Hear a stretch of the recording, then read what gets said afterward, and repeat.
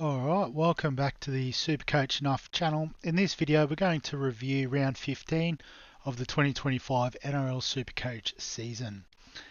So pretty good week for myself, bouncing back to a little bit of form with an 11-21, which doesn't sound that impressive, but was best 13 this week, so you'll absolutely take that sort of score. It was just outside the top 2,000 for the round. And saw me move up 9,000 spots in the overall ranks. So that's a positive sign. And despite being in the top 1%, still didn't manage a 100% league record this week. So shout out to my mate Dan, who got me in the just the mates league, I suppose. But without further ado, let's get stuck into the team. So Kurt Donahue, so my little pod pick at hooker, returned the favour with an 85 this week, crashed over for a try, which was helpful. I think he played the first 60 minutes in the middle, put on a big hit as well, which you love to see. So it was just, everything I was hoping for from his performance. So yeah, really happy to grab him as a pick. Although, again, we still need to work out what we're doing in round 18. Up front, we didn't have a great deal. We had Hamish Stewart with the 19-point return. So has been starting at lock, but for whatever reason in this game, he come off the bench and played as like the third forward, sort of that comes on in the second half for a quick 20-minute burst. And Pasifiki Tonga only getting a 16-point return as well, despite coming in the middle of the game. But again, a fairly shortish stint for him as well. But it is what it is. In the second row, we had Kalal Matangi get a 73, which was great, but sounds like he's going to miss a few weeks with the fractured eye socket. So, yeah, obviously 800k sitting on the bench for a few weeks at this time of year is a bit tough. But, we do have a bit of money sitting on the bench at the moment. So, what happens with him is yet to be determined.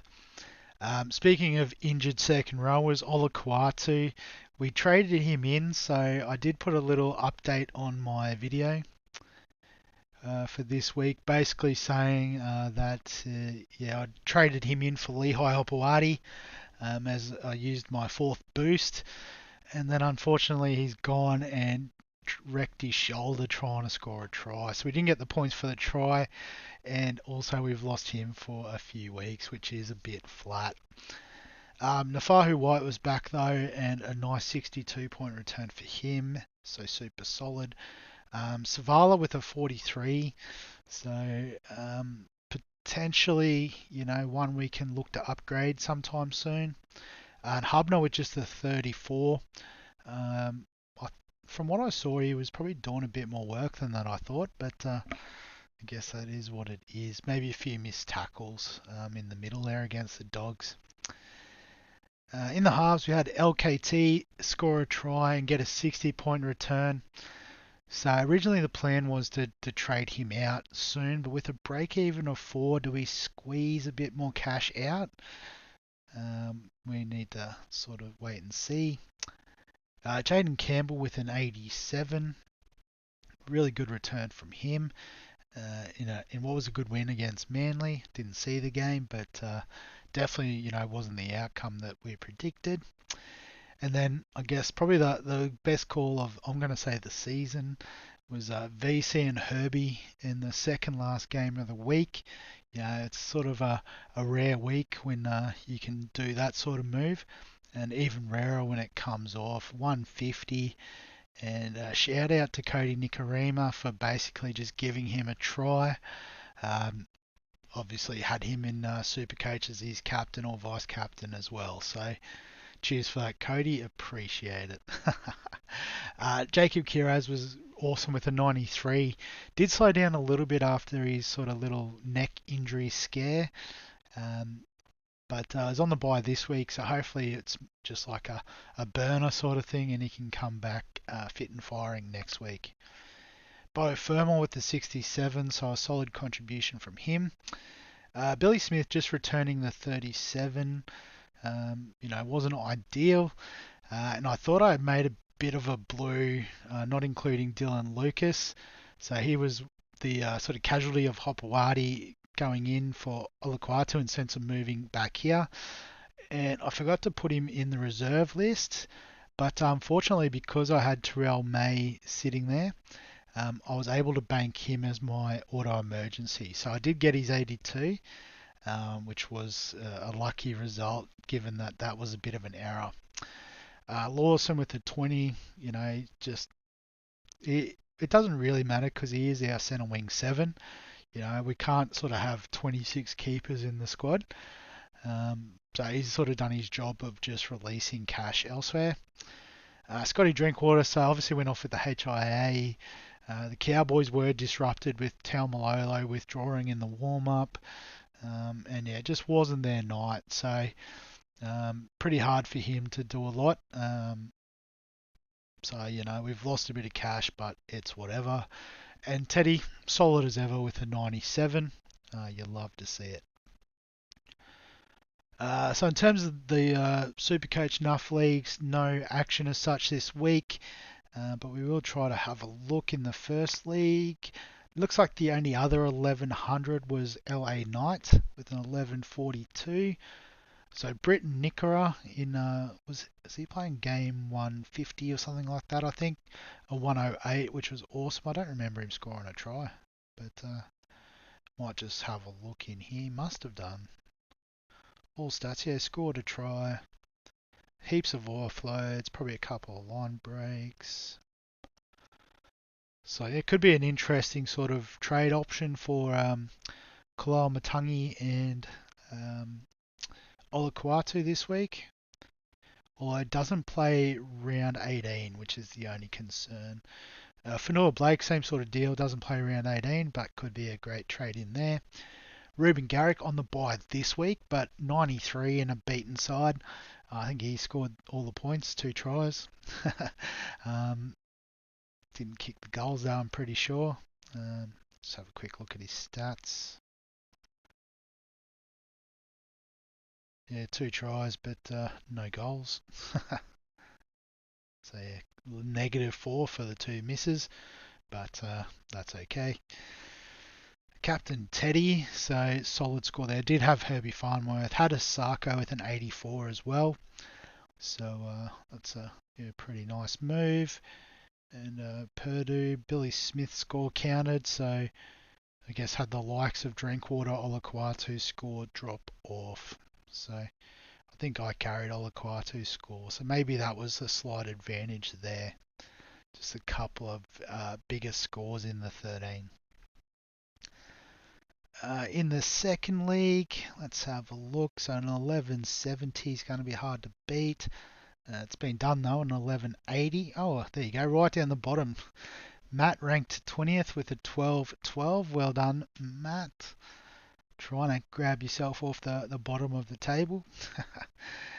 So 1212, that must have been pretty good overall. We'll try and have a look at the round rank soon. But Nickera and Brayley with a ton, so that's a super pod there. Captain Teddy had Herbie, had Jaden Campbell, Garrick, Lucas all score well. So, Tommy Turbo being the weakest score with a 48 is pretty solid. A few scores dropped off there, so well done, Matt. Awesome score this week. No. And the third league. So a few thousands. So it looks like I scored top in the third league with an 1121. But we'll give a shout out to Oliver's team, 1095. The whole White Stars. Saw I pipped him by a few points in the Dream Team League as well. I'll go through that tomorrow, obviously. But doing well in that format also. But not too many points of difference. Probably just the captaincy was a big difference there. But had Garrick with a 93, Lucas and a Sarko. So I guess Lucas just because I had him as auto emergency, I guess. So what's the difference? I guess, yeah, it's just the captaincy probably was the difference. Like Garrick covered Donahue. Lucas was the same. Like a Sarko outpointing Nafahu White. So yeah, solid score there, Oliver. Um, in the overall league, we'll have a bit of a look. So Liam, the Eliminator, is back on top with an 11.30 this week. So I'll have a look at his team. So this week he had Hines, Ramian, 43, Siwa Wong with a 90, had a Sarko and Farnworth, Campbell, Kiraz, Kalal Matangi. So some had Simpkins, the cheapy dual position front row 2RF. So that's didn't count, but handy little piece in the team there. But let's have a look. 1142, 1170 for Scrumbags United. Let's have a look. Katrina might get a mention here if the 1200 guy wasn't in there. So a couple of big sky there. So Matt was down there, second last in the overall league, but a big boost there with the 92. But I'll give Katrina a shout out for her 1170. That's the next best overall. So Katrina had Nicara, Fanor Blake, copped Olakuatu's score, so there's maybe a little bit of room for growth there. But also had Drinkwater, Sandon Smith. Yeah, but a lot of the same, a lot of captaining Tedesco this week, so definitely the pod move going Herbie. And I forget who I had as backup captain, but I think it was Kalal Matangi. So yeah, definitely glad that the pod move paid off this week. But yeah, I'll just have a quick look at the leagues. As I said, wanted to see how the points went overall. Oh, hang on. No, sorry, that's the wrong league. So total points. Oh, hang on. This just gives you the overall, not the round rank. I've got to look it up here, don't I? Here we go. So top score this week was a 1400, and that's someone who has been playing the whole time, which is good to see. A couple of 1 week wonders there, but 1200s.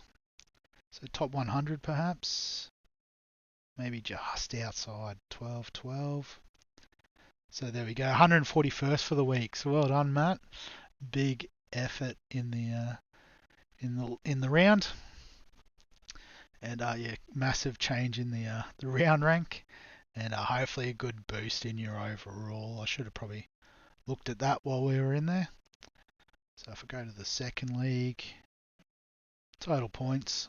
So yeah, 10,000 rank jump. So that's fantastic. Some big jumps down low too, which you like to see. Have a quick look at some other players. I guess it was basically the Dolphins show this week. Jack Bostock with a monster 176. Probably would have been 200 if he could catch the ball for the fifth try. But 176 is still nothing to sneeze at. Well done to the 5,000 who had him. Cody Nicarima, even bigger pod with a 145, and again that could have been closer to 200 with if he had to just put the ball down instead of feeding my man. Tallis Duncan was massive with 113. Looked really dangerous on that edge for the Rabbitohs. I actually brought him into my fantasy team, so that was actually quite nice. But another super pod at 2.7%. Viliami Kikau really good with a 109. I just watching the game live, I didn't think it was that big of a score. But he did crash over for a try. I've probably forgotten about some of the stuff he actually did. But that's just how he is nowadays. He just does all the little things that you don't really notice and ends up with 109 Supercoach points. Marcelo Montoya got on at the end of a couple of tries, which was nice. Sione Katoa, so 0.3% owned, tunning up. I guess, he does. Any of those Sharks backs always have this ability to go off in a game. But not playing round 18, so probably not looking at him in the short term. Chris Randall, scoring well, particularly eligible at hooker. Siwa Wong we've touched on. Khan Pereira scored a few tries, which was nice. Lots of Dolphins, obviously. Avarillo always plays alright at fullback, tackle breaks and the like. Kyle McCarthy, so for those that held on to the cheapy centre wing option, went well with the 73. But as for Keddy, it was a good try he scored, so nice little cash generator for him. But I guess break-evens as well, we'll just quickly touch on. Jack Bostock with a monster negative 72. So it is very tempting to do the 2-week cash grab. He does play this week, next week, and then has a bye round 18. So, he could easily make another 100, 150k in the next 2 weeks, particularly given the form of the Dolphins. And then you could move him on at about close to 700k for a bit of round 18 cover, and then go from there. Cody Nikorima, sort of awkwardly priced for the 5/8 position. It's probably not one I'm considering. Khan Pereira, if you obviously want to downgrade more from Jack Bostock, could do a similar job of generating some cash before round 18. Montoya on the buy, so maybe one to get next week with the view of holding through round 18-19. Heath Mason, I guess if you've got the flexibility at fullback, but a lot of us are probably going the 3 guns at the moment. Ethan Strange is a point of difference at 5/8, potentially as a keeper as well, but they play 18 but not 19, so it's a bit of a tricky one. If you've got numbers for round 19, he could be a pretty handy option for the last big buy round. Tallis Duncan could make you some cash, but again, like Strange, doesn't play 19, so just keep that in mind. Karapani, I think if he gets another game this week, probably be the cheapie of the week going into round 17. And the Broncos do play round 18, so definitely one to keep on the radar if Cobbo continues to be out of the team. Fletcher Hunt finally generating a bit of cash. Don't think he'll play fullback again this week. It'll probably be Sharp should be back. He'll probably revert to the centres. And then obviously as well they do have Dom Young coming in. So do they shift Schiller inwards and maybe Hunt misses out altogether? So so a few options there if you are looking to generate some cash. But I guess in terms of my team this week, there's not a lot of issues with that. We've got 500k in the bank. And initially the plan was we were going to do a bit of fancy trading to basically upgrade King Togia to Eli Katoa this week. But thanks to his 60, he has regenerated a bit of cash gen. So it's a question of do we hold him? We're under the assumption that Cleary is going to be rested this week with the New Zealand game on Saturday Arvo after playing in Perth on Wednesday night, which is why we traded him out initially. So if he was to come in, we'd probably sort of expedite that trade. But then there is an option of maybe trading Savala out to Katoa. He does have a break even of 60, won't play next week. But is a useful enough number in our team. But then obviously now we've got the injuries to Koloamatangi and Olakuatu. So I think the plan is just the easy sideways move, Olakuatu out, Eli Katoa in. And then the second move we could do a lot of things with. As we said, if Cleary's good to go, we need him in this week, we could just do the move straight from King Togia up. We've got Ero's money sitting on the bench. We know he's going to be out for a while. Who do we bring in? There's the keeper options like a Zach Lomax, for example, is very popular, but he has a break even of 129.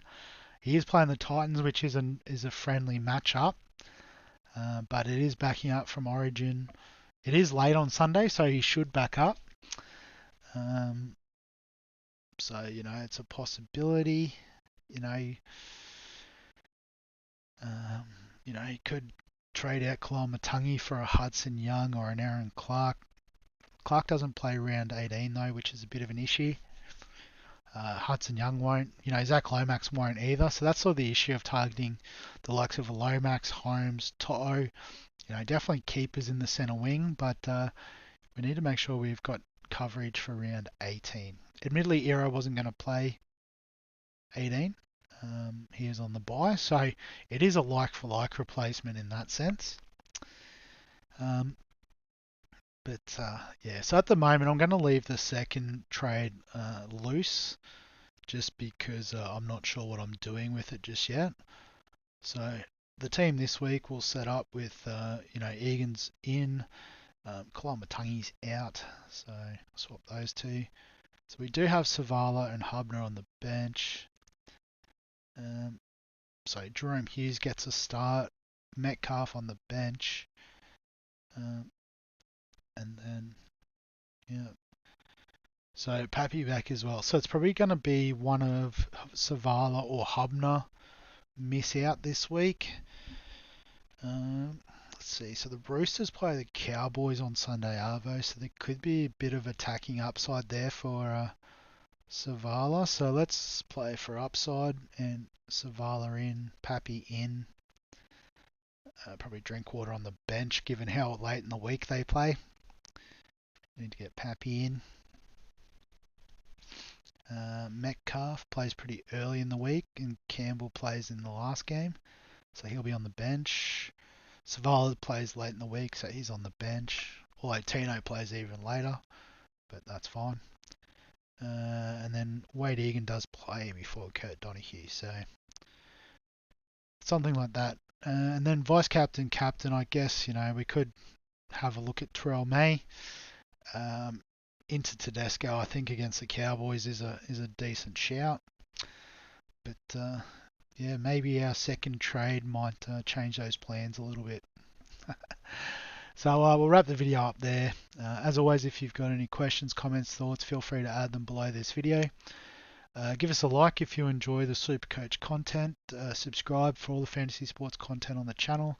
And other than that, we'll catch you in the next one.